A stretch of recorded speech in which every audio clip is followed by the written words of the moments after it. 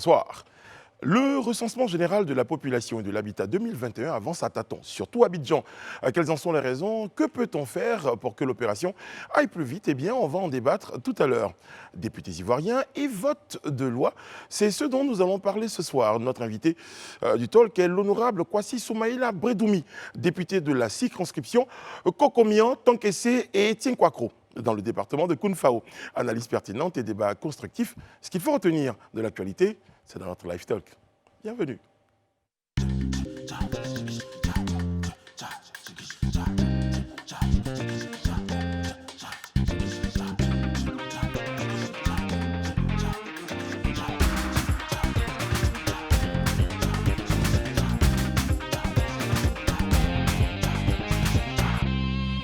Oyez, oyez, tous les soirs, avec beaucoup de plaisir, on est chez vous à la maison. Merci de nous accueillir, merci de nous recevoir. Et c'est avec beaucoup de plaisir qu'on présente ces différents numéros du Live Talk.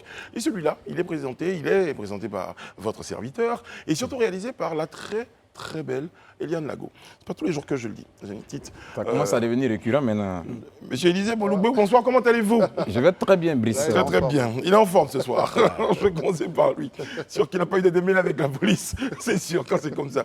André Bois, bonsoir, comment allez-vous? Bonsoir Brice. Je vous ai entendu dire dans les maisons, mais aussi dans la rue, quoi. Ceux qui ont leur téléphone, sur Facebook, qui nous regardent. C'est vrai. On est vraiment partout, quoi. C'est vrai, c'est vrai. Bien. Ça fait plaisir. On est même à Tinkwakro. Ah oui, bien sûr. Ça, c'est voilà. À Tankessé et à Kokomian. Et ce soir, on sera en compagnie du député. À Biancouma, hein. À Biancouma.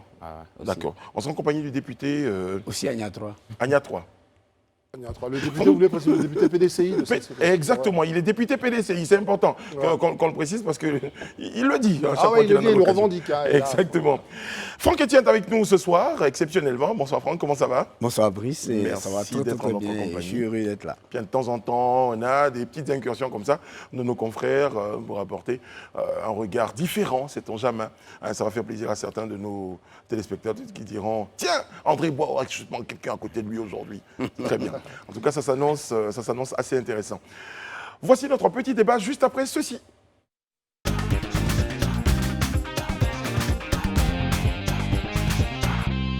vous souvenez, André, des systèmes de jingle d'avant? On ne bougeait pas, ouais, pendant le jingle. Le district d'Abidjan est encore à la traîne pour le recensement général de la population et de l'habitat 2021. Pourquoi, déjà? Et ensuite, que faire pour que ce processus-là puisse être, qu'on accélère le processus, tout simplement, pour qu'il puisse atteindre ses objectifs. Je m'apprête. J'y arrive. André, déjà, pourquoi, selon vous, Élisée d'ailleurs, qui plante bien les décors, et puis Élisée, selon vous, pourquoi ça se passe comme ça? Abidjan est à la traîne, au point même qu'il y a des demandes de report concernant la date butoir. Bon, faut pas aussi un peu exagéré. C'est vrai qu'Abidjan est un peu... Parlez de moi comme ça? Est un peu, c'est vrai, n'est pas au même niveau que certainement les villes de l'intérieur, ce qui certainement surprend plusieurs, mais bon, pas forcément. À Cocody, M. Élisée Bolougbo, il y a 35,4%. Oui, mais à contrario, si je pourrais te présenter à Bobo, il y a 72%. Oui. Voilà, je pourrais te présenter 13 villes à 70%, je pourrais te présenter à Djamé à 71%. À Makori, à 55, à Pobo, à 56. Donc, c'est dit que c'est pas forcément, c'est pas tout à fait aussi alarmant que ça. Mais une chose est certaine, et qu'il y a nécessité quand même que des efforts soient faits de part et d'autre, et surtout aussi que les populations abidjanaises comprennent que ce recensement-là rentre dans l'ordre normal des choses, et c'est quelque chose qui est fait dans le but de planifier le développement. Ça aussi, il faut qu'on le comprenne. Moi, je regarde et puis je constate qu'effectivement, très souvent, contrairement à ce que la pensée populaire croit, ce n'est pas forcément dans les quartiers UP que tout le monde est discipliné. Parce que là, quand on regarde Cocody, par exemple, on a 35,4, ils sont à la traîne carrément. Très bien, et selon les informations... Là, vous êtes content de le dire, Élisée. André, mais je vais permettre à Franck de donner son point de vue. Quand vous avez vu ces chiffres-là, qu'est-ce que ça suscitait en vous comme réaction? Tout de suite, comme Élisée l'a souligné, j'ai remarqué que les quartiers dits UP, les quartiers dits habités par des intellectuels, sont à la traîne. Et c'est vrai qu'Élisée estime que ce n'est pas alarmant, mais c'est alarmant. Parce que quand on connaît la valeur d'un recensement, les implications, les avantages d'un recensement, moi je pense que chaque Ivoirien devrait se décider à aller vite. Cependant, l'État n'est pas à exempter dans ce retard-là. Parce qu'aujourd'hui, on voit un certain nombre de mécanismes qui sont en train de se déployer, mais ces mécanismes-là auraient pu se déployer en amont. Parce que là, on est à quelques jours désormais, sans compter que ça a été prolongé déjà d'une semaine. Et donc, on est à quelques jours et c'est maintenant que tous les ministres, tous les députés, le président, enfin le gouverneur du district d'Abidjan, tout le monde est en train de se mettre en branle. Moi, je pense que c'est des dispositions qui auraient été prises en amont. On serait aujourd'hui à des taux assez raisonnables. André, 35% de population recensée à Cocody.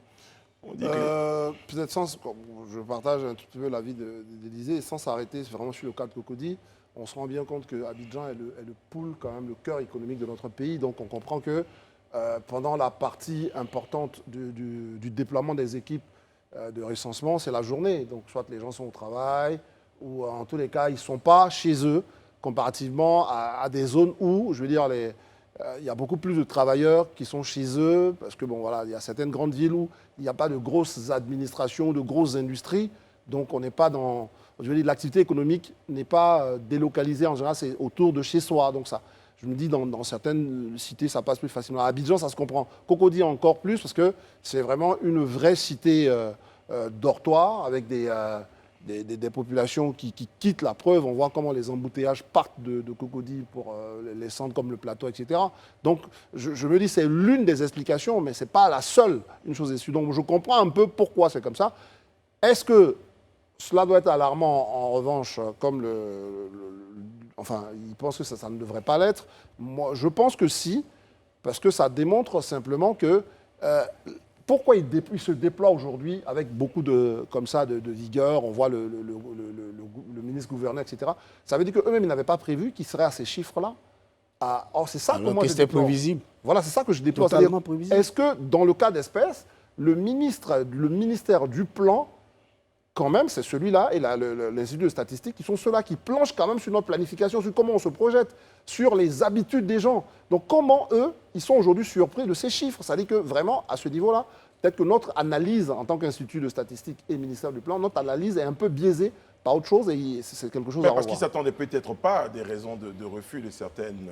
Enfin, comme on Est-ce que avance... c'est la question sur le refus? Bon, on dit qu'il y a des populations, il y a des communautés qui refusent complètement... Oui, mais de se faire Brice, ici. on devait pouvoir s'attendre à cela. Puisqu'en 2014, vous vous rappelez très bien que certains partis politiques de l'opposition avaient appelé leurs militants à ne pas s'inscrire. Mais cette année, Non, c'est mais parti en de ce ce moment-là, moment-là. en ce moment-là, non. Je veux dire que Oui. quand des messages ont été lancés il y a 7 ans, Oui. quand des messages ont été lancés pour aller contre le recensement, il faut vous attendre à ce que, même si ces messages-là ne sont pas lancés aujourd'hui, il faut vous attendre à ce que des populations soient réticentes et attendent leurs leaders. Non, mais ce que- mais qu'est-ce que les leaders ont fait?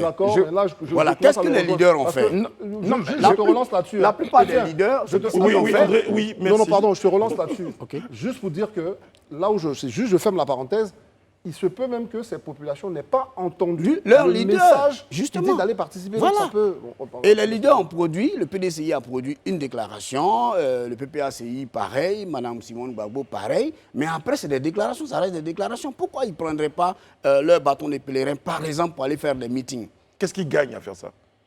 Mais ils gagnent le développement du pays, mais justement, parce que le recensement, c'est le développement du pays. C'est à partir du recensement qu'on arrive à planifier à la fois, je vais dire, le développement en termes sanitaires, le développement en termes de routes, en termes d'écoles, tout ça, voilà. C'est Moi, je cela. pense- Donc, pour une question aussi sérieuse, les politiciens auraient dû se mettre en branle.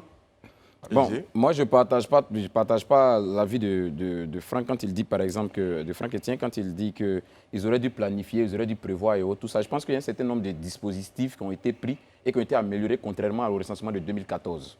Maintenant, il ne faut pas perdre de vue le contexte. 2014, on était dans un contexte préélectoral. Et tout le monde a vu dans le recensement une action politique.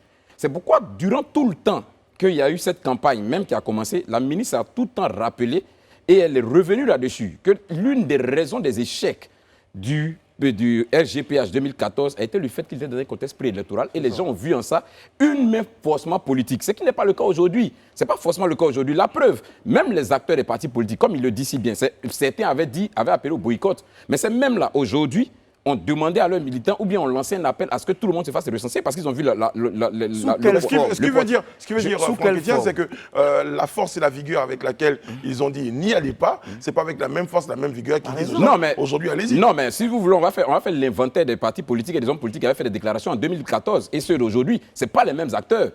Il y a eu un changement de paradigme. Ce n'est pas les mêmes acteurs aujourd'hui qui lancent les mêmes mots d'ordre. Donc, on ne peut pas forcément faire un parallèle par rapport à ça. Une chose est sûre, moi, je pense que l'une des raisons, et ça, c'est vraiment, pour moi, c'est factuel. Une des raisons, c'est qu'en réalité, en Côte d'Ivoire, dans la psychologie générale des populations, il y a une certaine méfiance générale qui règne. Il faut créer les conditions d'une certaine assurance et d'une certaine confiance. Mais là, j'ai bien noté. Est-ce que là, tu me non, je te rejoins. rejoins Non, pas. là, tu me rejoins. Parce je te que rejoins la pas. méfiance est née comment? La méfiance est née à partir des divergences entre les hommes politiques. Donc, c'est aux hommes politiques de tuer cette méfiance-là. est-ce que Qu'est-ce qu'ils auraient dû faire en dehors d'une déclaration? Qu'est-ce que tu penses qu'ils auraient pu faire? Ils En dehors auraient d'une dû, déclaration. en dehors d'une déclaration, C'est pas les agents de l'INS, ça, je te le répète déjà. en dehors d'une déclaration, et quand on sait qu'on a déjà sémé à un moment Mais je te donné, dis que ce n'est pas les mêmes Mais acteurs. Quand ils ont déjà sémé, c'est de quel acteur tu parles? quand on sait qu'on a déjà Qui a sémé, sémé? mais bien sûr, en 2014. Qui a sémé? Mais l'opposition. L'appel au ivoirienne. boycott a été lancé par le FPI en 2014. Le FPI n'a pas lancé d'appel au boycott cette année. Et entre-temps, il y a eu le PPACI qui est né. Mais ce que je dis, Entre-temps, il y a eu le ce que je PDCI. dis, Tous ce ces que partis je dis, politiques ont fait un Élisée, appel ce que je dis. au recensement. Mais Non, Élisée, vous allez Élisée, laisser terminer. ce que j'ai dit, c'est que quand on a déjà appelé au boycott avec beaucoup de vigueur et avec beaucoup de force, il faut s'attendre à ce que les militants n'aient pas comment on appelle ça, n'entendent plus les petites déclarations que vous faites. N'entendent plus, ne voient plus les petites Maintenant, déclarations. effectivement, qui sont écrites. je vais vous expliquer pourquoi vous pensez qu'il n'y a pas eu assez de vigueur. Et je l'ai expliqué tout à l'heure, peut-être vous n'avez pas fait attention.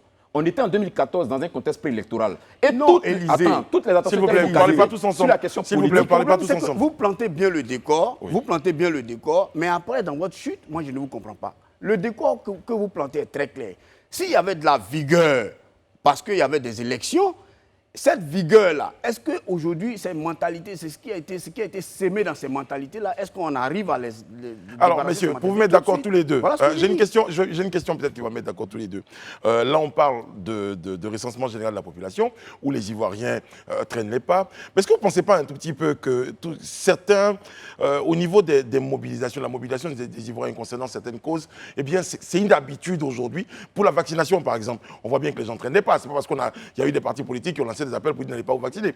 Donc, est-ce qu'aujourd'hui, c'est pas aujourd'hui, il y a une forme de laxisme aujourd'hui de l'Ivoirien concernant des choses d'envergure nationale. Pour la carte d'identité, on a parlé aussi tout à l'heure du manque d'engouement des gens. On va en parler il y a avant-hier, oui. des Ivoiriens qui traînent les pas. En fait, les Ivoiriens traînent toujours les pas sur certaines choses. Oui, c'est vrai que tu as sollicité mes deux. Bon, le troisième larron qui est juste après, va quand même se prononcer. Non, moi, ça, c'est un débat qui est global. Hein. Moi, je pense toujours que nos hommes politiques sont complètement muets quand il s'agit des grandes causes nationales. Voilà.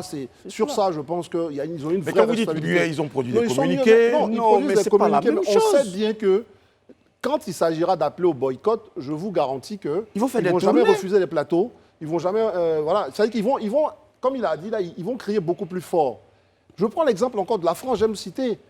Remarquez les interviews des hommes politiques. J'en écoutais un hier, Yannick Jadot, des Verts. Il se prononçait sur la vaccination, il se prononçait sur les sujets du pays. C'est-à-dire que, dites-moi aujourd'hui, là, depuis ces 2-3 semaines-là, vous avez combien d'hommes politiques ivoiriens Qui se prononce. qui se prononcent, qui font comme ça des interviews, j'allais dire même... Pour éviter, par exemple, les Ivoiriens Voilà, de se vous faire dites, bon, voilà, vacciner. là, en ce moment, le pays est dans un tournant important, c'est la planification, faites-vous vacciner. Et moi, je pense, en fait, c'est ça que je veux Mais dire. André, même si C'est qu'il y a moins... Ici, je suis d'avis avec vous, effectivement, sur la question des hommes politiques, mais je pense que ça serait faire, bon, je dirais pas un mauvais procès, mais je pense pour moi que ça ne pourrait pas être l'une des raisons majeures. Ne perdons pas de vue aussi qu'il y a la société Non, civile. l'une des Si les raisons. hommes- non, je finis. Si les hommes politiques, si tant est que vous êtes d'accord, ou bien si on est tous unanimes, que les hommes politiques n'ont pas fait preuve d'assez de vigueur, mais qu'est-ce que vous en pensez de la société civile? Oui, mais ça... C'est aussi l'une des forces de la nation. Soit court, c'est-à-dire qu'en fait, tu ouvres aussi un autre Un débat, autre front. un autre front. On est d'accord que sur l'ensemble de nos acteurs publics, on a moins d'implications sur les sujets bien importants. sûr. Mais on peut faire un test, tu Élisée, enfin, là, c'est juste une phrase. On peut faire un test, tu Élisée nous envoie là-dessus.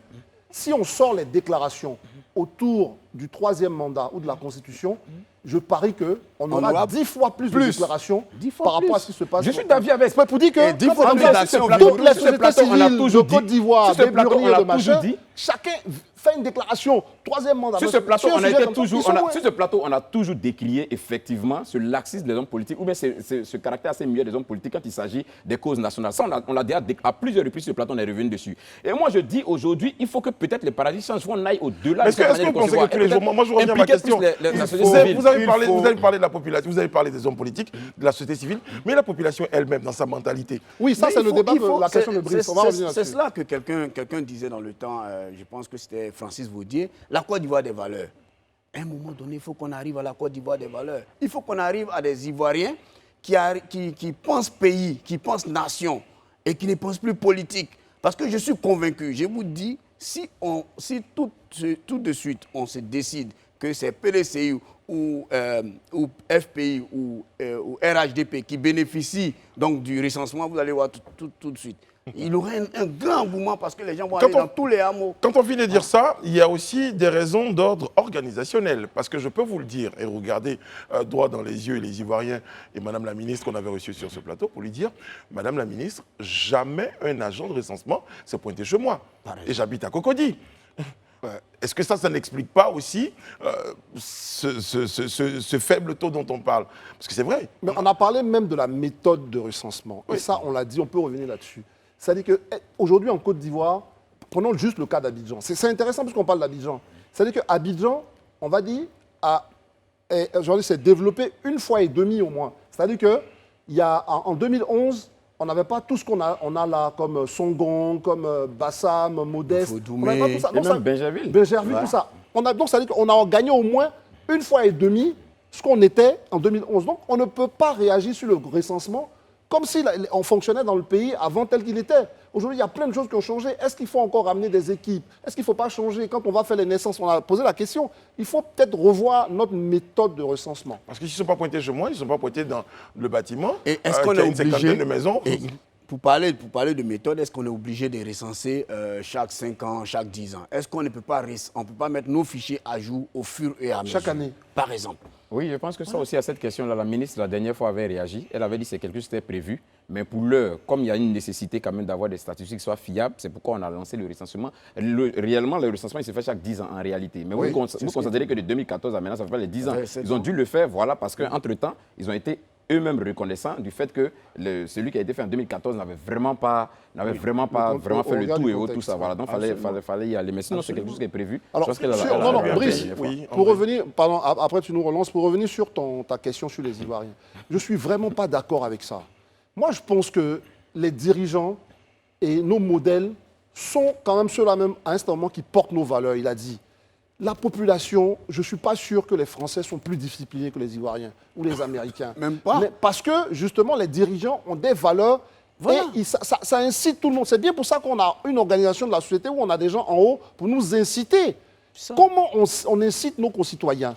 C'est ça aussi Mais qui est c'est bien, important. c'est bien de le dire. Après, je vais prendre que le cas de la vaccination. Il y a eu des campagnes où on a vu tous les ministres, tous les dirigeants aller se faire vacciner, mais ça n'a pas non plus déclenché la grande vague. Moi, je rejoins les tiens. Non, mais peut-être c'est une que- question d'Ivoirien de valeur, finalement. Non, peut-être que mais quand elle dit comment, c'est ça que je parle, cet je exemple, parle pas d'eux. non, si tu prends, moi je suis d'avis avec André. Peut-être que si tu prends cet exemple, il faut pousser plus loin. Est-ce que juste le fait qu'on se fasse vacciner, on montre qu'on s'est fait vacciner suffit Non, déjà. André parle de Moi, je montrer pense que- l'exemple, à Je un pense moment que c'est ce que donné. je Non, dis, je je dis suis comment d'accord. on Mais montre. C'est pas des peut-être faut- valeurs. Voilà, Ou après, pas peut-être autre chose. il faut encore, Non, il et faut puis encore en même mettre en temps place aussi- un autre dispositif qui puisse permettre quand même d'atteindre l'objectif qu'on s'est assigné. Je pense. Ça veut dire, en fait, rien n'est déjà préétabli. Moi, je dis toujours que ce n'est pas une fatalité. On peut entamer un processus. Et puis on peut Là, on est constater dans la phase pendant de son solution, parce fonctionnement. qu'il nous reste Voilà, 2 minutes. pendant qu'on on est dans le fonctionnement, on peut constater des dysfonctionnements. Là où on n'est pas méritant, c'est le fait qu'on constate des dysfonctionnements et on reste dans notre état. Mais là où on a plus de valeur, c'est quand on constate des dysfonctionnements et on décide d'apporter des solutions à des Première dysfonctionnements. question, est-ce que vous pensez qu'il y a un problème de communication, M. Bouloubou? Je pense que des efforts sont faits en ce Il y a eu- sens. il y a eu pas mal de C'est vrai, il y a communication. Il y a eu pas mal de des efforts qui sont faits en communication. ce sens. Il y a eu pas mal de communication, mais moi je pense que les communications qu'on a aujourd'hui sont encore carrées. Parce que là, c'est maintenant qu'on reçoit les chefs traditionnels, c'est maintenant qu'on parle aux communautés, c'est maintenant. Je pense que ça devait être fait en amont. Voilà, en amont, avant même de commencer le recensement, on aurait pu déjà se donner un mois. Mais ça avait pour déjà été parler. fait en plus. Non, mais Ça sur avait les, déjà sur les été fait. chefs même, bon, sans doute qu'ils l'ont fait, ils ont fait des choses, mais on doit même aller plus loin parce qu'aujourd'hui, on a une chambre des chefs traditionnels, ils sont La considérés, ministre l'a rencontré. c'est constitutionnel aujourd'hui, C'est donc ce je que pense je sais. qu'ils ont un devoir vis-à-vis aussi de l'ensemble de De la l'État. communauté nationale de se déployer. Mais il y a une chose sur laquelle je voulais aussi revenir. Quand on parlait de valeurs, d'exemple, ailleurs, bon, je prends encore le cas de la France, le fait de se recenser, de répondre à l'Institut national de statistique, c'est une obligation. C'est ça aussi Voilà, quand on parle c'est de dans la valeurs. loi. C'est-à-dire qu'il faut montrer à nos populations qu'il y a des choses sur lesquelles on ne transige pas. Absolument. C'est une obligation qui vaut même sanction. La preuve, quand on avait décidé que, enfin, quand on commençait à imaginer que la vaccination serait obligatoire, on a vu tout de suite. Et il y a eu un Et donc engouement. ça, c'est Voilà, des choses sur c'est lesquelles cela. nos autorités doivent jouer. On est dans un pays organisé. Le citoyen qui se comporte bien, il reçoit des cadeaux, j'allais dire, mais celui qui ne se comporte pas bien, il reçoit de la sanction. bien sûr, Donc à un moment, mais il faut bien que sûr. les choses soient claires Mais bien pour tout sûr. le monde. Je crois Le que, recensement, est-ce qu'il est obligatoire? moi, je pense Encore une que fois, j'en sais rien, mais il faut Non, non, non, penser. justement, c'est ça le caractère. C'est-à-dire, il n'est pas obligatoire. La loi n'oblige pas effectivement à le faire. La dernière fois même, je pense que la ministre est revenue longuement là-dessus. Et c'est peut-être l'une des solutions à laquelle il va falloir réfléchir. Parce que si vraiment on veut avoir un planning de développement qui soit cohérent et qui puisse nous aider à atteindre l'objectif, peut-être qu'il faut prendre aussi un certain nombre de lois qui nous permettent de réaliser aussi ces Si vous prenez plannings-là. des lois pour dire aux gens où ils sont obligés. Que le de recensement devient Si vous obligatoire. prenez des lois pour dire aux gens que le recensement est obligatoire, il faudra prendre des dispositions pour Exactement, que c'est les ce que je agents dis. passent chez nous. Cela sous-entend. C'est-à-dire si tu imposes ou si tu prends une loi pour obliger les gens, cela sous-entend que derrière tu as pris toutes les dispositions qu'il faut Oui. pour que ces personnes puissent faire face. Mais moi, C'est je ce que ça veut voulais, dire. moi, je voulais poser une question. Parce que j'ai pas eu la ben, chance. c'est- peut-être. il faut Non, j'ai qu'on pas eu la termine. chance. Non, je vais dire une question à partir de laquelle on va réfléchir ensemble. J'ai pas eu la chance d'être à la conférence de presse de la ministre. Mais est-ce qu'on a posé, par exemple, la question du recensement, je vais dire, par Internet, par exemple? Téléphone, par Par Internet. téléphone, par Internet. Est-ce qu'on a posé ça? C'est possible aussi. Parce qu'aujourd'hui, les entreprises de téléphonie mobile nous obligent à nous identifier. On s'identifie. Donc, à partir des renseignements qu'on a là-bas, je pense que... Je crois qu'ils ont besoin de plus d'informations. Mais en tout cas, c'est une piste. Non, Comme vous avez dit, moi, les c'est- agents sont venus chez moi. Les informations qu'on m'a demandées, on pouvait me demander ces informations au téléphone.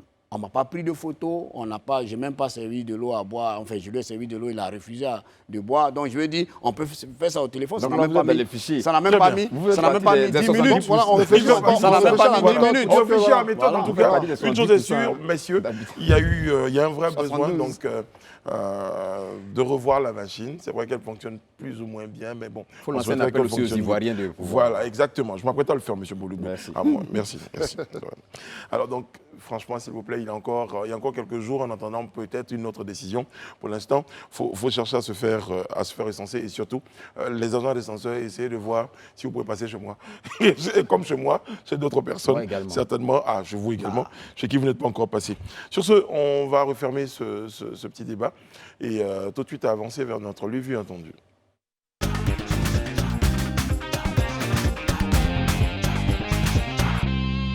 C'était passionnant le petit débat ce soir. Le Lu-Vu entendu nous vient de la page Facebook du ministère de l'Éducation nationale et de l'alphabétisation. 0 congé anticipé. Je dis non au congé anticipé. Hashtag non au congé anticipé. Eh bien, mon apprentissage est la clé de ma réussite. C'est pourquoi je respecte le calendrier scolaire. Élisée, il y a un constat. Les élèves, on parlait de valeur, certains élèves ivoiriens, eh bien, décident, eux, d'aller en congé avant les dates qui leur sont imposées. C'est ça. Et c'est vrai, depuis quelques années, en tout cas, c'est le constat qu'on a fait. Et souvent, ces départs, je dirais, anticipés en congé, là, sont suivis d'actes de violence. On déplorait même souvent des morts et autres, tout ça. Ça dit certains parce qu'il y en a qui veulent aller à l'école et d'autres leur disent non, non, non. Bien sûr. Et je pense qu'ici, quand même, cette fois-ci, je serais d'accord avec Franck de dire qu'au moins, cette fois-ci, la sensibilisation commence en amont. Anticipe. Voilà, donc on pourra peut-être espérer qu'on ne se retrouve pas dans ce schéma-là. Mais je pense que c'est une campagne que tous les Ivoiriens doivent porter, logiquement. Vraiment, que ça ne soit pas exclusivement au niveau du ministère de l'Éducation. Même les parents.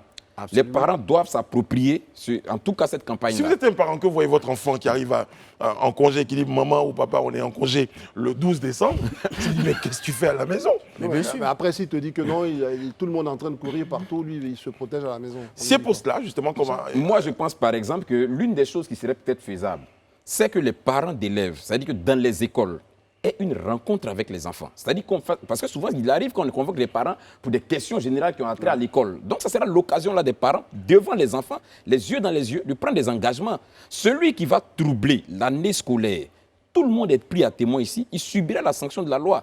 Et les ça n'a pas déjà été évoqué comme solution? Mais aussi, moi j'ai écouté une émission sur une radio hier. J'espère que c'était Vibe Radio. Hein. Oui, c'était pas radio. Je ne m'en souviens pas. Mais je dis, j'écoutais donc une émission où une ONG, un responsable d'une ONG, a évoqué un nouveau phénomène. Le nouveau phénomène, c'est qu'il y a des élèves qui ne sont pas élèves. C'est-à-dire des personnes qui sont en kaki, qui ne sont pas élèves, qui sont peut-être des déscolarisés, qui ne sont pas élèves, des petits délinquants, donc qui perturbent les cours. Et puis, si vous vous souvenez très bien, nous, quand on était au lycée, au collège, c'était les pétards qu'on lançait juste, mais je veux dire, on n'allait pas jusqu'à la violence, on n'allait pas jusqu'à arrêter les cours. Voilà, donc on a regardé notre société mourir comme ça, un peu. Ouais. Voilà, on a regardé notre société mourir. Ils sont passés des petits pétards aux gros pétards jusqu'à ce que ça... Voilà, on a regardé notre société mourir. De fusil, et après, quand il y a eu tous les événements politiques qu'il y a eu dans le pays, ça a donné, je veux dire, des idées aux jeunes, ça a donné des idées aux enfants. Donc, c'est tout ça qu'il faut essayer. La Côte d'Ivoire des valeurs, c'est tout ça qu'il faut essayer de reprendre à zéro. Elle est belle la campagne, elle est bien, jolie photo, joli message, joli hashtag et tout ça, mais qu'est-ce qu'on fait de façon concrète? Merci, voilà pourquoi je dis merci à Franck et puis à toi aussi de me tendre la perche. On revient à ça, vous l'avez dit, la Côte d'Ivoire des valeurs. Aujourd'hui, il faut qu'à un certain moment, quand on finit l'année ou le trimestre ou le semestre, je ne sais quoi, il faut qu'il y ait des étudiants qui se rendent bien compte, enfin des élèves qui se rendent bien compte qu'ils ont eu des mauvaises notes parce qu'à un moment, ils sont partis. Ouais. Enfin, ça aussi, c'est ça, la question de la sanction. Parce qu'à un moment, je veux dire, quand on a un élève qui sait qu'il a redoublé parce qu'il a perdu 10 points avant les fêtes de Noël ou avant les fêtes de Pâques, je pense qu'à un moment, il commence à se rendre compte qu'on ne blague pas. Tu vois, je me laisse citer quelqu'un qui dit ça ne blague pas, c'est Roro. Mais la question est là, est-ce qu'une fois qu'on a sensibilisé, on passe à la sanction? Voilà. L'école doit être perturbée. On est d'accord. Quand je dis doit être perturbée, c'est perturbé. Mais il faut que dans les 2 heures qui viennent, les cours reprennent. Et les cours vont reprendre avec ceux qui sont présents. Bah justement, alors vous parlez de cela, mais après c'est difficile quand vous voyez les enfants courir dans tous les sens. Mais la prochaine question, c'est qu'est-ce qu'on fait? Bon, c'est vrai, on sensibilise, on est d'accord. On va noter. Oui. On sensibilise. André l'a dit. On sanctionne. On recourt à la force publique. Je pense qu'il faut recourir aussi à la force publique. Quand on voit des prémices de violences qui sont en train de se mettre en place ou de congés anticipés, il ne faut pas laisser les choses faire. Il faut tout de suite anticiper avec la force publique. Parce qu'aujourd'hui... Vous souhaitez qu'on mette aujourd'hui les policiers devant chaque école? Non. En fait, pas forcément qu'on mette devant chaque école, parce que dans tout ce phénomène de violence et autres, là, il y a des établissements aujourd'hui là, voilà, qui quand même sont restés toujours stables et qui sont allés en congé à la date indiquée et qui ont cette réputation-là. Donc, pas forcément besoin de tout. Mais ceux-là qui, depuis des années, sont dans les fichiers, comme des écoles potentiellement de troubles et autres, tout ça, je pense que c'est là qu'on doit mettre un ensemble de dispositifs pour dissuader les éventuels perturbateurs. C'est important qu'on recourt à la force publique. Permettre que je reprenne la perche, même si tu ne l'as pas tendue. Mais depuis ce soir, oui, je perds les perches. En fait, ce qu'Élysée dit, moi, je pense qu'il parlait de paradigme, là. Même le paradigme dont on parle, c'est aussi même au niveau de nos forces de l'ordre. Moi, je pense que quand un élève qui a 12 ans jusqu'à 15 ans commence déjà à être un perturbateur, il faut que quand même la force publique puisse être au courant. Je vais pas dire, on ne va pas ficher les enfants, mais il faut qu'à un certain moment... Même si on doit y arriver. Mais il faut qu'à un certain moment, on puisse commencer à se dire que quand on a la préfecture de police de toute une région, on identifie quand même des potentiels perturbateurs qu'on peut aussi ramener dans le droit chemin. Donc, ce qu'il dit, c'est pas, pour répondre à la question, c'est pas qu'il y ait un policier devant, mais il faut anticiper. Les enquêtes, les policiers sont là, ils écoutent, ils sont aux abords des écoles, ils voient comment les uns et les autres se comportent. Est-ce qu'il y a quelqu'un qui veut faire son gros business de pétard? Il faut pouvoir déjà, dès le moment, anticiper. Donc, il y a aussi tout un travail de renseignement et d'enquête. Je veux dire que la réponse doit être globale. C'est pas juste l'éducation nationale. On va noter que la réponse doit être globale. On va noter ça comme élément de réponse, M. André Bois. On va marquer une pause avant de recevoir notre invité, le député Kwasi Bredoumi Soumaïla, député PDCI vous l'avez dit de Tanquessé, de Tienkwakro et de Tienkwakro, pas Tienkwakro. Et l'autre ville, Tienkwakro, Tanquessé, et la troisième ville... Et Kokomia. Kokomia, voilà. À tout de suite, enfin. Nous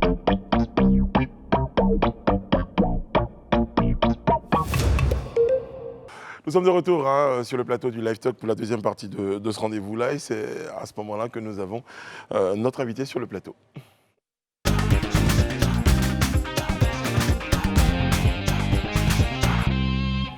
Et nous sommes en compagnie du très dynamique, honorable Kwasi Soumaïla Bredoumi. Je rappelle qu'il est député de la circonscription, j'y arrive, de la circonscription de Kokomian, Tankessé et Tienkwakro, dans le département de Kounfao. On a fait la précision. Bonsoir honorable, comment allez-vous? Bonsoir, je vais très bien. Honorable, on parlait tout à l'heure de recensement général de la population. Vous êtes un élu du peuple. Alors, comment vous appréciez-vous cette situation-là? D'abord, merci beaucoup. D'abord, moi, je pense que nous en avons parlé au passage de Madame le ministre du Plan à l'Assemblée pour défendre son budget. Je pense que la planification n'est pas très bien prise au sérieux dans ce pays. Vous savez, Par qui? Par les tenants qui ont suivi le PDCI-RDA. La base du PDCI-RDA, c'est la planification. Pour toute chose, c'est la planification. J'ai dit là-bas à l'Assemblée que si vous n'avez pas un bon plan, c'est vous conduisez une voiture sans tableau de bord. Et vous avez le recensement est un instrument important de la planification. C'est ça. Et on vient de faire le PND. Tout à l'heure, quand j'étais assis dans la salle d'attente, j'ai reçu le PND, la loi sur le PND, Voilà, qui a été adoptée. Et on nous demande de faire passer ça lundi ou mardi, pour aller l'analyser.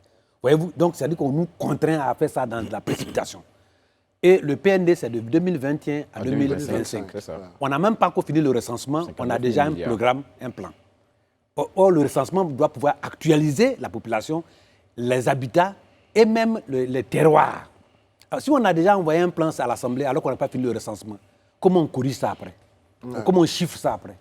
Or, c'est à partir d'une base mise à jour annuellement avec des indicateurs bien précis qui permettent que tous les 10 ans, on ait ça. Donc, cela veut dire qu'on va avoir un chevauchement entre une planification et un recensement de la population. Donc, il y a ça, c'est d'abord le principe. Deuxièmement, sur le terrain. Sur le terrain, nous sommes des élus. Il y a de véritables problèmes. On a prolongé déjà. Lesquels? Qu'est-ce que vous avez pu constater? Le premier problème, c'est que, les agents qui sont partis, il y a eu du mal je ne sais pas comment ils se sont faits, il y a eu du mal à s'adapter aux instruments. Les clés qu'on leur a données, ils n'utilisent plus les clés. Parce qu'à un moment donné, il y a des difficultés. Les appareillages ont des problèmes. Deuxièmement, le nombre par rapport au temps qui était fixé, le nombre d'agents était très limité. Et puis, les gens se sont retrouvés à ne pas avoir sur leur liste des recensements des campements qui sont devenus grands. Moi, j'ai 6 villages, 20 villages, et il se trouve qu'il y a un campement qui est devenu peut-être plus grand que le village. Ils ne sont pas dedans. Il faut leur identifier ça. Il faut leur dire, allez-y là-bas. Et s'il n'y a pas quelqu'un pour leur dire, il y a des gros campements qui ne seront pas pris en compte. Donc, il y a ça. Voilà. Et on fait une prolongation. Et vous savez qu'en statistique, je ne suis pas statisticien, mais le peu que j'ai fait, plus on allonge le recensement, plus il y a des erreurs. C'est ça. Donc, là, on vient de faire une première prolongation. Espérons qu'on ne va pas une deuxième prolongation. Ah, vous souhaitez qu'on ne fasse pas une deuxième prolongation? Non, je ne sais pas. J'ai dit... En tout cas, ça dépendait de vous. Plus en matière de recensement, plus court le recensement, plus fiable il est. Non, mais dans ce cas-là, vous, quelle est votre solution? Parce que, ce que je voulais dire, si on ne doit pas en faire proposer une de prolongation, qu'est-ce que vous conseillez, l'élu du peuple, aujourd'hui, au pouvoir public, pour que, justement, cette opération garde toute sa fiabilité? Non, je n'ai pas dit qu'il ne faut pas faire de programmes. Je dis plus on fait des programmes, plus on augmente les erreurs. Bon, vous ne voulez pas qu'il y ait des erreurs? Ah oui, on veut pas que les statisticiens ne veulent pas qu'il y ait des erreurs. Ouais. C'est que ça a été mal préparé. Mais qu'est-ce qu'on fait maintenant? Maintenant, il faut un moindre mal que il faut prolonger, mais il faut faire en sorte que cette prolongation ne soit pas plus longue que le temps initial. C'est ça. Très bien. Voilà. Mais maintenant, je n'ai pas fini. Je vous ai dit que le ministère du Plan même, moi je peux vous le dire, et je l'ai souligné, vous savez que le ministère du Plan, c'est le ministère le moins financé dans le budget qu'on a eu. 32 milliards à peu près pour 2022, 28 milliards en 2023 et 20 milliards en 2021. Je lui ai dit, mais comment vous pouvez penser qu'un ministère aussi important puisse diminuer un budget sur la planification triennale? Bon, écoutez, le ministre du budget nous a... Qu'est-ce qu'on vous a répondu quand Il a dit, bon, si vous voulez, on va diminuer le budget de l'Assemblée pour augmenter le budget du plan. Comme réponse Pour me titiller. En fait, c'était une façon de dire. C'est-à-dire que moi, j'ai dit, la planification n'est pas véritablement prise en compte. Comme le PDCI avait 3 grands piliers. Il y avait les finances, à Bédier. Il y avait l'agriculture, Diawara, Bouissawadogo. Et puis, il y avait le plan Mohamed Diarra. Mais justement, vous parlez du PDCI, c'est très bien. On parlait ici de l'implication de nos leaders dans la réussite de cette opération. Au PDCI, qu'est-ce que vous pensez que vous avez fait pour accompagner ce mouvement qui est un mouvement citoyen? Non, nous-mêmes, nous avons, le groupe parlementaire a demandé à tous les députés de pouvoir aller sur la base, de sensibiliser nos parents à pouvoir se recenser. D'aller sur le terrain, en fait. Sur le terrain. Donc nous tous, on était sur le terrain. Et si je n'étais pas sur le terrain, je n'allais pas vous dire ce que je suis en train de dire. On était sur le terrain, pourquoi? Parce que d'abord, c'était un instrument de planification important. Si vous voulez que vous passe de la motricité humaine d'eau à HVA et chaud, il faut que vous ayez le nombre. Donc chacun de nous doit demander un château d'eau alors que vous ne valez pas 1000 personnes. Voyez-vous? Donc nous avons intérêt à ce que la population soit véritablement prise en compte. Nous sommes impliqués, en tout cas nous, PDCI, dans le recensement de nos zones. On va parler quand même, bon, après mes collègues sont là, ils vont intervenir, on va parler quand même de votre travail à l'Assemblée nationale. Parce que nous, on s'interroge énormément sur ce travail des députés, leur rapport à la population, leur rapport au pouvoir exécutif. Comment aujourd'hui, finalement, se travaille la prise de décision sur la loi en Côte d'Ivoire? Les députés, vous travaillez dans quelles conditions? Est-ce que cela se fait conformément à une certaine norme? Est-ce que, au fond, est-ce que tout va bien dans le travail des députés? Le mécanisme, par exemple, d'adoption des projets de loi? Moi, je vous ai dit, non, le mécanisme d'adoption des projets, il est établi par la loi et le règlement de l'Assemblée. C'est-à-dire qu'une loi qui doit venir, elle vient, comme on vient de la voir, et elle doit être analysée par les députés. Les députés sont organisés soit en indépendant ou en groupe parlementaire. Les groupes parlementaires font leur analyse et les groupes parlementaires font une déclaration, soit ils sont pour ou non, selon l'exposé des motifs ou non. Et on vote à la fin à la loi, et la loi est votée. Mais quelquefois, la loi, la force de persuasion d'une minorité peut convaincre des gens à faire des modifications. Si on ne vote pas mécaniquement. Or, il se trouve que dans nos systèmes, on vote mécaniquement. Et c'est ça qui est le problème, à l'exception de ce qui s'est passé avant. Qu'est-ce que vous appelez voler mécaniquement? Qu'est-ce que c'est? Mécaniquement, ça dit que vous êtes dans un parti, le parti envoie une loi, on vote en même temps, systématiquement. Venant de quelqu'un qui ne jure que par le PDCRDA, moi je ne suis pas voilà, parce que il a prononcé au moins 3 ou 4 fois. Non, je vous ai dit que quand on vote mécaniquement, le PDCRDA ne votait pas mécaniquement. D'accord. Rappelez-vous quand le PDCI était au pouvoir, la loi sur le foncier. À un moment donné, nous étions majoritaires à l'Assemblée. On aurait pu dire on vote. Mais on a compris qu'il fallait consulter le peuple. On a fait un mouvement pour aller consulter le peuple. Donc chez nous, on ne vote pas mécaniquement. Chez nous, on écoute. Et si on sent qu'il y a une pertinence des argumentaires, on fait appel à d'autres mécanismes pour reculer. Et on a reculé plusieurs fois sous Bédier d'ailleurs. Et sous Oufo-Boigny, on a reculé plusieurs fois. Oufo même a dit même que par 3 fois, il a été contrarié par le peuple. Et voyez-vous, la loi sur la double nationalité, etc. Donc, ça dit qu'au PDCI, on ne vote pas mécaniquement, on était en parti unique déjà. Donc, nous sommes un parti à l'écoute du peuple. Vous pensez que les autres ne sont pas à l'écoute du peuple? Je ne dis pas, mais nous, on a vu notre expérience. Et je parle de l'expérience du PDCI RDA. Et la preuve, la dernière loi qui fait buzz aujourd'hui. Oui, c'est cette loi-là. Expliquez-nous, voilà, de quoi s'agit-il en réalité? Il s'agit, en fait, les juristes, le code pénal permet de gérer un certain nombre d'infractions et de lois. Et il se trouve qu'en article 226, la loi qui a été modifiée a dit pour dire qu'il y a des discriminations. Très bien. Tout ce qui est discrimination doit être condamné. On est d'accord. Et parmi les discriminations, il y a discrimination sur la race, sur l'origine ethnique, etc., sur le sexe, sur l'handicap, etc. Et le mandat, le projet de loi, introduit là-dedans, dans ce truc-là, sur l'orientation sexuelle. Qu'est-ce qui vous gêne dans ça? Voilà. Bon, ce qui nous gêne, Maître Blessy là, nous a dit, l'orientation sexuelle devient un fourre-tout. Or, dans nos nations, il y a des règles qui établissent que l'orientation, comme on appelle le sexe et les mariages, ça se fait entre personnes de sexe opposé. Très bien. Pour le moment, la société dans laquelle nous vivons, pour laquelle nous représentons, parce que nous sommes les représentants du peuple. On est d'accord. Nous ne sommes pas des mécaniciens, des gens comme ça qu'on a mis là-bas. Et nous, quand nous écoutons notre peuple, avant cette loi, nous avons écouté le peuple. Nous, PDCI RDA, nous sommes passés par les chefs traditionnels, on les a rencontrés. On a rencontré des religieux. On leur a dit, voilà une telle loi qui s'en va à l'Assemblée, nous voulons avoir vos points. Qu'est-ce que vous en pensez? Qu'est-ce que vous en pensez?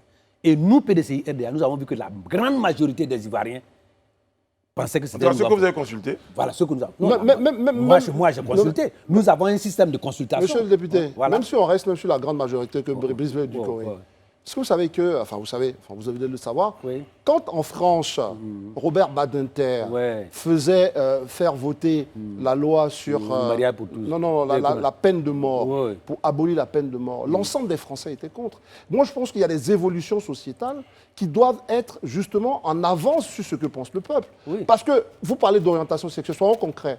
Dans cette société ivoirienne, nous avons des frères ivoiriens qui, eux, ils ne sont pas avec des femmes, ils sont avec des hommes. Ils sont là, c'est leur choix. Mais dans- Je viens, Voilà, je vous pose la allez-y, question. allez-y. C'est leur choix. Est-ce que par rapport à ça, on doit les discriminer? Parce qu'il faut qu'à un certain moment, on apprenne à vivre avec ceux qui sont aussi différents, même si ça choque les cultures. C'est aussi ça l'évolution. Donc à ce niveau-là, pourquoi vous ne prenez pas en compte le fait que notre société a déjà accepté la différence basée sur l'orientation Vous sexuelle? savez, moi, je suis un scientifique. Ouais, En génétique, on appelle ce qu'on appelle le hors-type. ouais. Ça existe, mais on appelle ça les hors-types. Dans une société, ce n'est pas les hors-types qui doivent dicter les règles de la société. Ce n'est pas les hors-types. Ce que vous êtes en train de définir, pour nous, dans nos sociétés actuellement, on appelle ça les hors-types. Si demain ils deviennent les majoritaires, ils vont constituer à cela. Moi, je suis élu par une population. Ouais, La population me dit, si je vais retourner à la population, me dit, moi, je vais aller. Je vais vous dire une chose. ouais. À l'Assemblée, nous sommes très minoritaires. Si la loi a pu être retirée, c'est parce que majoritairement, les gens nous ont soutenus, même directement. Donc, moi, je Mais pense tel que vous, je voulais vraiment vous poser une question. Tel que vous Allez-y. parlez, est-ce que vous êtes prêt à discriminer quelqu'un qui n'a pas la même orientation sexuelle que vous? Non, on n'a pas dit que... En fait, justement, je On n'a m'apprêtais pas dit que à faire cette moi- précision. moi, C'est le... la Parce que loi, la voilà. discrimination, Non, mais la loi. moi je pense que Attendez, non, Le moi, libellé je de la loi. Ouais, ouais. les gens on devraient va faire vous la la donner. différence Ouais, ouais. entre la discrimination, qui est un fait condamnable, et puis les choix et les orientations des individus. Les choix des écoutez, individus. Est-ce que les choix des individus dans sont condamnables? La société est faite des règles. Et les règles, ça fait partie de nous. Nous avons des normes et sur lesquelles nous posons nos règles. Aujourd'hui, vous êtes en cravate.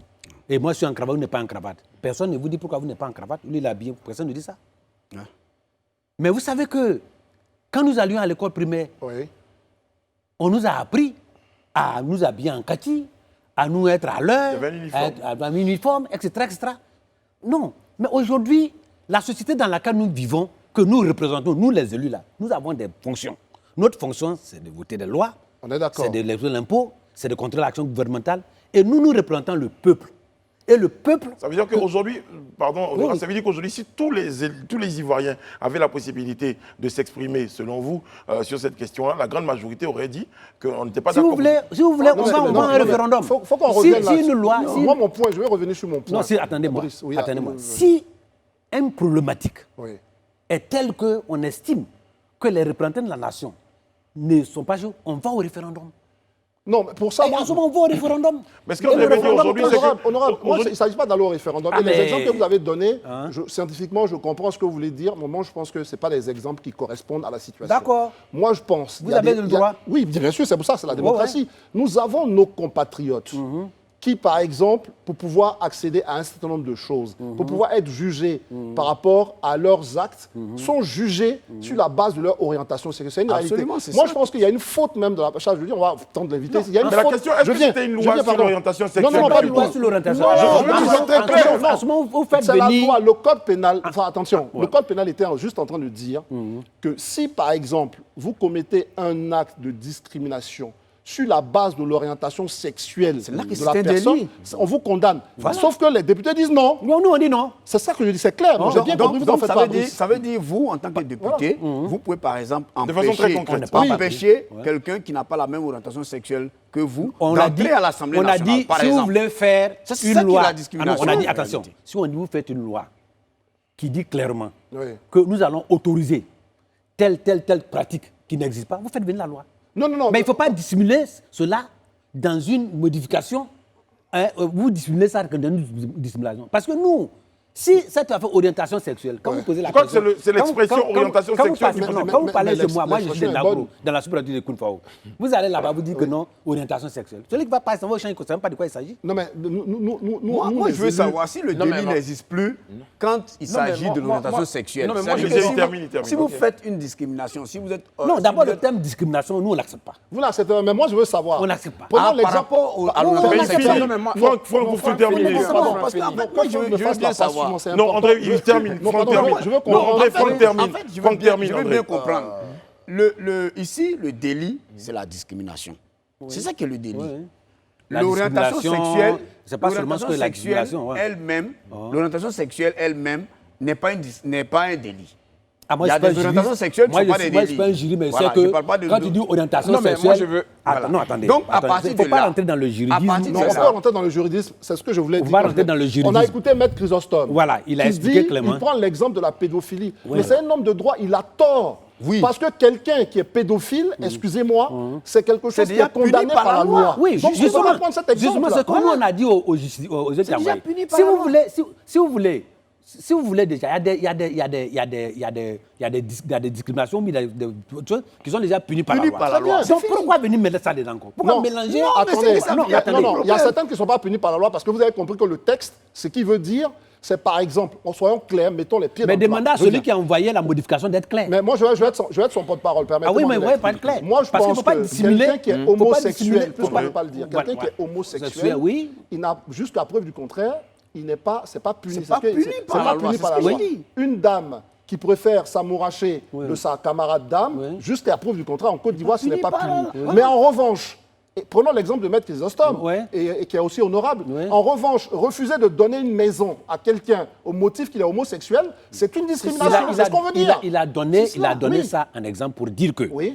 si cette loi passait et que vous, en tant que citoyen, vous avez votre bien et que vous refusez de donner à personne parce qu'elle a ce comportement, Oui. alors il aura le droit. Donc, il aura le droit de dire l'article 226 du nouveau code pénal me permet de le faire. Mais non, Moi, je Mais veux- non, non, c'est non, ce qu'il a dit. Vous êtes pas encore Non, exprimé. c'est- Élisée, non, Élisée, non, honorable, s'il vous plaît. attendez. Bon, On d'accord. parle pas On va d'homosexualité. Monsieur- attendez, laissons, on va va Élisée. parler, je le Non, sens. ok, attendez bien. Et ce qu'il a dit, C'est faut le mettre dernier à point de notre- précision et on va à la pub. Voilà, il a dit Ah que bon, hein? si cette revenir. formule-là passait, Ouais. ce monsieur serait capable de dire, effectivement, conformément à l'article 226, qui est nouveau, je suis en droit de me considérer comme discriminé. Le pédophile, Non, comment on appelle L'orienté sexuel. l'orienté sexuel, le PD, si vous voulez. Voilà, l'homosexuel. voilà, l'homosexuel, lui, peut brandir ça, mais pas le pédophile. Non, On va marquer attendez. une pause. pédophile, On va marquer il une est pause. déjà On va marquer condamné. une Mais pause, il a donné un monsieur. exemple. Honorable, Mais j'ai dit c'est de l'homosexuel Non, je peux pas. qu'il voulait Il y a des parler. impératifs. Honorable, il y a des impératifs. On va Donc, partir à la pub. pour nous, C'est un vrai débat de la société. société actuelle Ouais. n'est pas, nous, on n'est pas, que ce soit en Côte d'Ivoire, on a 95%, soit on est musulman, soit on est chrétien, soit on est bossoniste. Les trois là n'autorisent pas ça. On va à la pause, on revient juste après parce que le débat il est engagé. Élisée, on vous permet de revenir sur la question. À tout de suite.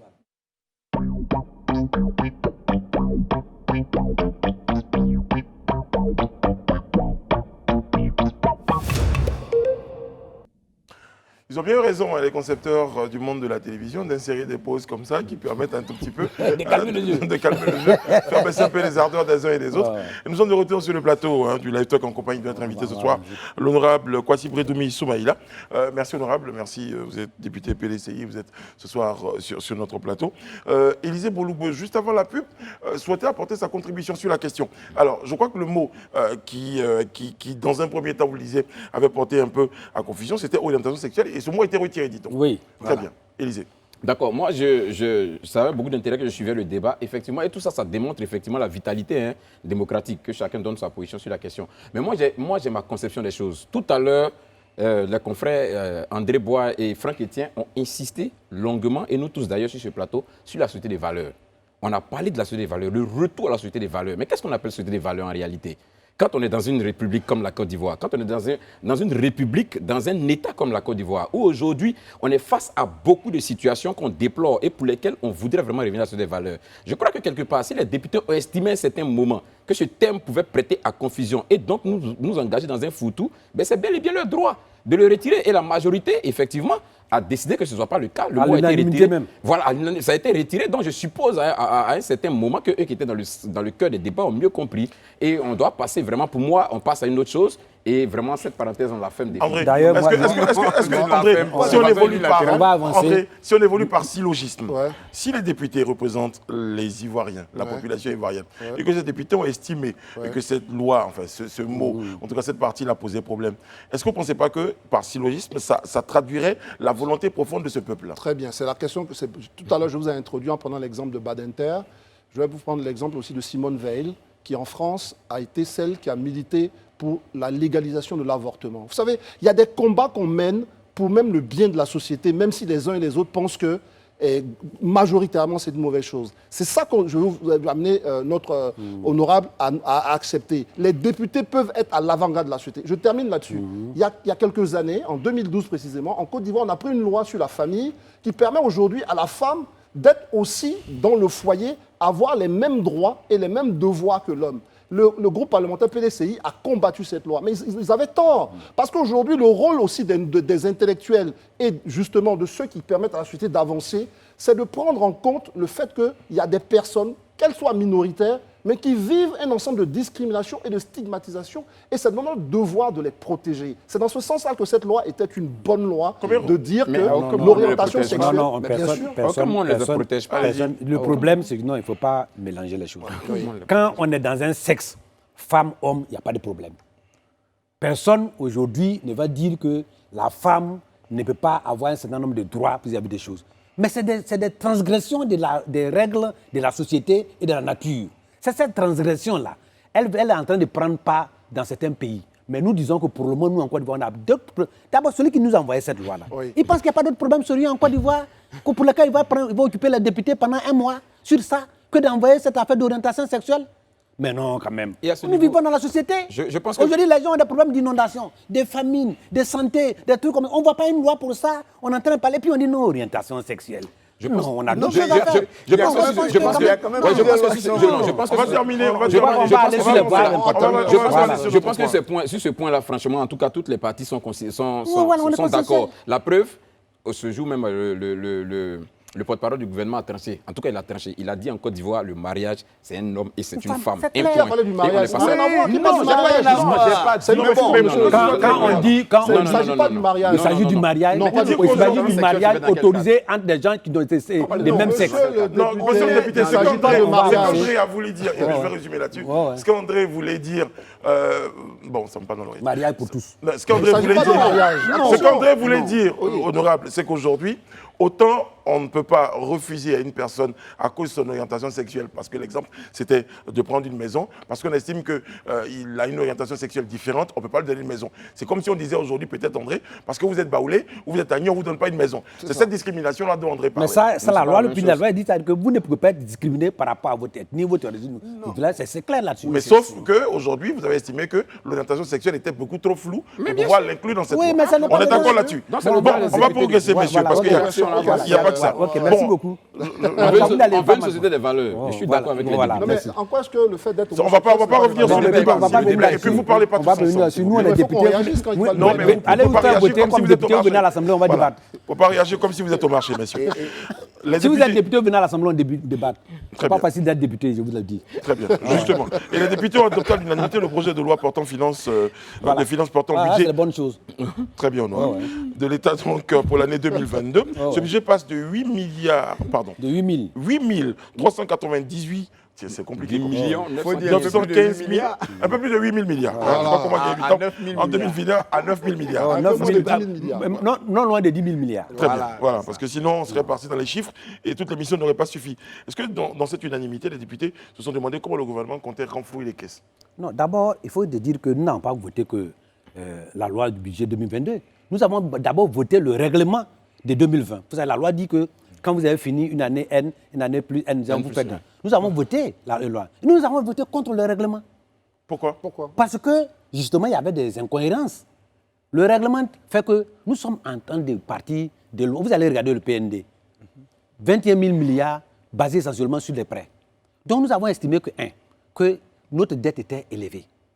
On a à peu près, en 2020, on avait à peu près 2 700 milliards des dettes et services de la dette. On paye à peu près 2 000 milliards de dettes et 700 milliards de services de la dette.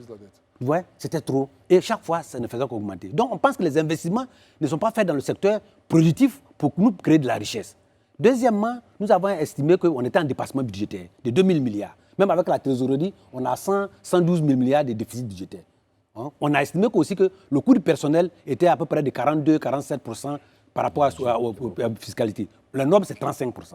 Et nous avons estimé aussi qu'il n'y avait pas suffisamment d'investissements dans le secteur comme l'agriculture, etc., hein, qui était très important. Et puis les collectivités territoriales, 116 milliards sur près de 8 000 milliards. Donc on estime que ça, c'est pas bon. Donc on devait donner un signal, nous avons voté contre. Par contre, nous avons voté pour le budget 2022. D'accord. Je vais vous expliquer pourquoi. Oui. D'abord, il y a 9 missions, c'est-à-dire les ministres, il y en a 41. Nous avons déploré ça. On a dit qu'on est passé de 47 à 41. On explique que c'est pléthorique et qu'on peut réduire pour prendre l'argent pour investir. Donc nous avons fait cette remarque-là. Deuxièmement, nous avons dit ceci. Nous avons dit que les ministres passant par mission, il y a des ministres à qui on a dit non. Il y a des ministres à qui on a voté abstention. La loi passe par mission. Les ministres viennent présenter. On a, sur les 41 ministres, à peu près entre 15 et 20, on a dit non, nous, PDCI. Parce qu'on estime qu'ils ne sont pas convaincants. Quand un ministre des routes vient dire que les routes qu'on construit actuellement sont plus durables que les routes au temps avant, est-ce que vous allez croire à ça? Mais quand vous dites non comme ça, c'est... Attendez, nous avons fait des remarques. Oui.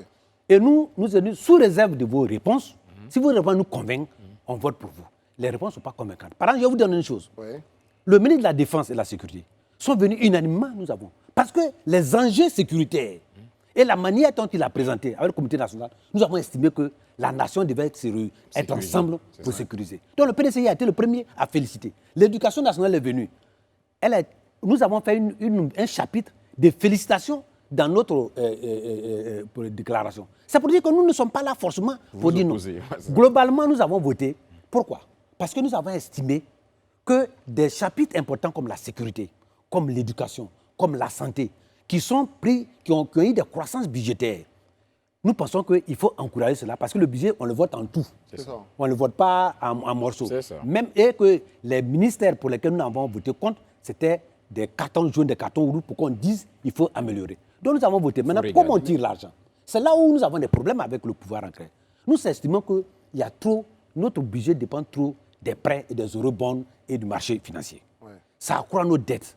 Et on leur dit, non, nous sommes moins endettés que les autres pays. Mais si ton voisin a criblé les dettes et que toi tu dis non, moi je vais aller demander des dettes jusqu'à ce que cribler les dettes, est-ce que ça c'est une solution? C'était quoi la solution selon vous? Voilà, c'est pas la solution. Honorable, non, il faut qu'on parle quand même de cette dette. C'est un vrai débat qui occupe la société. Pourquoi vous êtes sur la dette au lieu d'être sur le fait que la dette serve à quelque chose précisément? Si la dette ne sert pas à notre budget de fonctionnement et que ça sert à l'investissement, c'est une bonne dette, monsieur. Il ne faut pas me faire dire des choses pour lesquelles je ne vais pas dire ici. Oh non, c'est parce que je vais vous dire une chose. Attendez, quand on parle de l'efficacité de la dette, quand on parle de l'efficacité de la dette... Une autre question, mon collègue va quand même... Allez-y. Je complète juste la question pour dire tout à l'heure que vous avez dit que vous avez donné un carton jaune ou rouge au ministre des Routes. Non, il a cité le ministre. Oui, mais il y a le ministère du Transport. On me dit entre 15 et 20 sur 41. Justement, mais vous avez cité principalement le ministère des Routes, à qui vous avez dit... Moi, principalement, entre autres. Entre autres. Et tout à l'heure, vous avez dit, par exemple, qu'il dit qu'il y a des bitumes aujourd'hui qui sont plus durables que les bitumes d'avant. Et pour ça... non, c'est pas pour ça. Non, vous n'étiez pas d'accord. C'est pas pour ça. C'est pour ça que je voulais dire. Non, dans le détail, je voulais apporter de l'eau au moulin de André. Vous dites, bon, dans le détail, il faut nous dire exactement qu'est-ce qu'on devrait faire. Voilà. Qu'est-ce que vous savez, un député, il est là, il regarde le document. Vous savez que la loi des règlements, avant qu'on aille à l'ordre, il y a la Cour des comptes qui évalue, qui nous sert d'instrument d'appréciation. La Cour des comptes a classé les ministères. Budget, utilisation du budget par rapport à la performance. Et 14 ministres sont en deçà de 50%. Et parmi ces ministères-là, le ministère des Routes y est. Le ministère des Eaux et Forêts y est. Et le ministère des Eaux et Forêts par après 97% du taux d'utilisation du budget pour 30% de performance. L'efficacité, ouais. Qui a eu la mauvaise note là? La mauvaise note, ça doit être le ministère du riz qui a disparu. La dernière. Et pourtant, quand même, le riz est... Mais bien sûr, justement, nous avons dit... l'agriculture. Mais justement, c'est une des raisons pour lesquelles nous avons voté contre l'agriculture. On s'est dit que On a dit que le riz était tellement important. C'est ça. On a créé un ministère entier. Le ministère disparaît et on le juge dernier. Et on ne voit pas dans le programme actuel des aménagements de bas-fonds en termes de changement climatique. Bon, quand les gens te donnent une réponse politique ou des réponses à ces choses-là, nous disons non, on ne peut pas soutenir des choses comme ça. Quand quelqu'un me dit que, moi je dis, il y a des vieillissements, aujourd'hui quand vous allez dans le vieillissement des populations rurales, on me dit non, on a fait des statistiques avant-hier là, c'est 45 ans l'âge moyen des producteurs. Moi je suis quand même un enfant des producteurs, je suis dans le monde. Bon, ça veut dire qu'il ne faut pas venir politiser les événements. Donc, on va parler de la dette. Bon, donc, on revient à la dette. Oui. Si la dette budget sert même. à investir ça. dans le secteur qui crée la richesse, C'est ça. c'est ça qui est le problème. C'est ce qu'il a cité. Quand vous faites une infrastructure, c'est bien, c'est visible. Mais si l'infrastructure n'est pas utilisée, ça sert à quoi d'investir là-bas? Si vous, aujourd'hui, vous faites un pont, que le pont, il n'y a pas moyen d'aller prendre des routes dans la route pour venir prendre le pont, ça ne sert à rien. Vous savez, en Côte d'Ivoire, il y a à peu près 82 000 km de routes. Très bien. Il y a 50 000 km de pistes rurales non classées. Et c'est elles qui doivent alimenter la chose. Or, là-bas, on ne voit pas d'investissement clair là-bas. Donc, c'est ça qui est le problème. C'est ça qu'on appelle l'efficacité de la chose. Donc, nous disons, ce n'est pas parce qu'il y a 3e pont, 4e pont, on est contre ça. Mais il faut que ça soit une chaîne de fluidité qui fait que, plutôt que de faire 10 ponts ici à Abidjan, si on en faisait 4 et qu'on désenclavait, en ce moment-là, 10 régions au moins. 10 régions, au moins ça va avoir. Très bien. Et c'est ce que le PDCI avait fait avec son plan. Très bien. Basé sur, bien entendu. Très bien. Honorable, Le franchement, plan je comprends triennal vous et dire. le plan quinquennal. Pardon, Après, on ça, à a l'époque. demandé le dernier, mais le premier, c'était lequel en termes de classement des premier. ministres? Le premier. Le meilleur élève, le meilleur élève. Pour la Cour des comptes. Ouais. Je crois que pour la Cour des comptes, le le meilleur élève. premier c'était, bon, je n'ai pas ça en tête, mais... Vous avez retenu que le Vous avez dernier. La tête du premier, la tête On du retient premier. on retient Le lot de facilement tête. le dernier. Oh, on Le théorie retient test. facilement le dernier. Très bien. Le dernier, l'avant-dernier, l'avant-avant-dernier. Mais j'ai appris aussi que vous avez beaucoup titillé les ministres oui, ça, transfuges du PDC. Non, effectivement, ça aussi, c'est pas sérieux. On terminait là-dessus parce qu'on a. Parce que, vous voyez-vous, nous avons, peut-être que, je ne sais pas, nous, on n'a pas regardé ça, hein, mais par exemple, moi, je vous ai dit une chose. Le ministre Anoblé, il est venu, peut-être un peu crispé, mais nous l'avons applaudi. Nous avons voté pour lui. Il n'est pas un Pourtant, transfuge, peut-être. c'est un ancien du PDC. Alors, c'est les ça veut dire que c'est pas, vous allez voir, vous allez voir aux minutes du Parlement. Donc moi, je ne pense pas qu'on ait fait ça spécialement. Peut-être que, On l'a entendu. bon, peut-être qu'ils sont venus, vont faire politique. Tous ceux qui sont venus donner des réponses politiques, on a voté contre eux. Que ce soit PDCI ou ex-PDCI. C'est très clair. Voilà. Honorable Kwasi Bretoumi Soumaïla, vous êtes député PDCI, donc on va dire dans le grand département de Kounfao. Merci d'avoir été en notre compagnie. Merci. Je crois qu'on aura d'autres occasions. Ah, c'est fini comme ça? Donc, on vous réinvitera, vous savez bien qu'on a Non, c'est intéressant, c'est choc. Oh, ouais. Vous reviendrez. Élisée Boloupe, André Bois et Franck Etienne, merci. Merci d'avoir été dans notre compagnie. Merci à nos équipes techniques et éditoriales. On vous donne rendez-vous demain sur ce plateau-là. Merci honorable. Et à demain. Que Dieu veille sur vous. Que Dieu veille sur la Côte Merci d'Ivoire. beaucoup. Merci beaucoup. Merci, honorable. Ça passe vite, hein? Ouais.